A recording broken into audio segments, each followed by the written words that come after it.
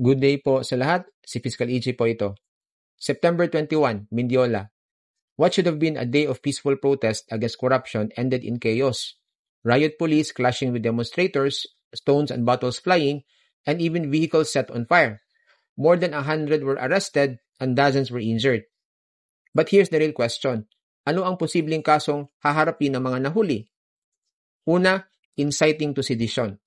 This applies to those who did not throw stones themselves but used speeches, chants, or online calls to incite others to attack. The law punishes not just the act of violence but even the instigation. Ang penalty dito ay 6 months and 1 day up to 6 years in prison at multa na hindi lalagpas sa 400,000 pesos. Isang salita lang, isang sigaw lang na nag-udyok sa kaguluhan, pwedeng magdala ng matinding kaparusahan. Ikalawa, sedition. Kung ang una ay nag-udyok, ito naman ang aktwal na lumahok. Sedition is committed when people rise publicly and tumultuously to prevent the government or its agents from performing lawful duties. In Mindiola, this covers those who forced their way past barricades, engaged in violent resistance, or disrupted police operations. Ano ba ang penalty dito? Para sa mga leaders, the penalty is 6 years and 1 day up to 8 years in prison plus a fine na hindi lalagpas sa 2 million pesos. What about for the participants? The penalty is 4 years, 2 months, and 1 day up to 6 years in prison plus a fine na hindi lalagpas sa 1 million pesos. Hindi ito basta slap on the wrist. Kung leader ka, you risk almost a decade behind bars plus multi-million fines. Kung sumama ka lang sa gulo, you still face years in prison and heavy financial penalties. Ikatlo, direct assault against agents of persons in authority. Remember, police officers are agents of persons in authority. Kaya kapag sila ay binato, sinaktan o sinabuyan ng kung ano-ano habang ginagampanan ang kanilang tungkulin, malinaw na direct assault po yan. Ano ba ang penalty dito? If the direct assault is committed with a weapon or when the offender is a public officer or kapag mismong pinatungan ng kamay ang isang person in authority, 2 years, 4 months, and 1 day up to 6 years po ang imprisonment plus a fine na hindi lalagpas sa 200,000 pesos.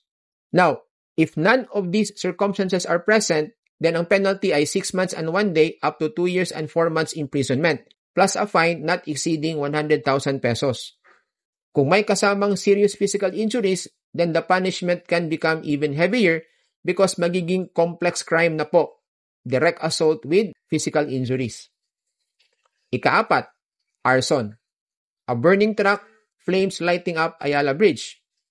Arson is not just mischief, it's a grave felony. But when the fire involves property that endangers many lives and public safety, tulad ng pagsunog ng truck sa gitna ng lansangan, it rises to the level of destructive arson. Ano ba ang penalty for destructive arson?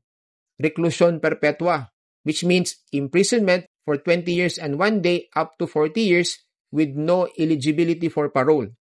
The law treats this crime with utmost seriousness. Yes, ganyan po kahaba. Because fire can kill, the law treats it with the seriousness it deserves. Ikalima, special cases of malicious mischief. Ito na yung mga pagbabasag ng bintana, pagsira ng barricades, pagwasak ng private at public property. Even if walang nasaktan, destruction of property out of anger or spite is still punishable. Ano ba ang penalty dito? If the damage is less than 200,000 pesos, then the penalty is 6 months and 1 day up to 2 years and 4 months plus fines depending on the value of the damage. Now, if the damage exceeds 200,000 pesos or obstructs public functions or affects things used in common by the public, ang penalty po ay 6 months and 1 day up to 4 years and 2 months plus fines. Pag sinadyang sirain ang kalsada o barricade para hadlangan ang trabaho ng gobyerno, malinaw na may parusa at pwedeng umabot sa ilang taon sa kulungan. These are not light offenses po. From a few months in jail to up to 40 years in prison, the law is clear. Violence has consequences.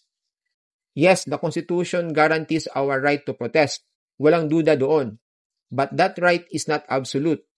Once protests turn violent, once people are hurt and property is destroyed, it ceases to be an exercise of freedom and becomes a criminal act. So remember, we can protest but do it peacefully. Because while democracy thrives on dissent, it will die in violence. And in the end, it never pays to commit a crime. So yan lang po ang gusto kong ibahagi today and see you in my next video. Maraming salamat po.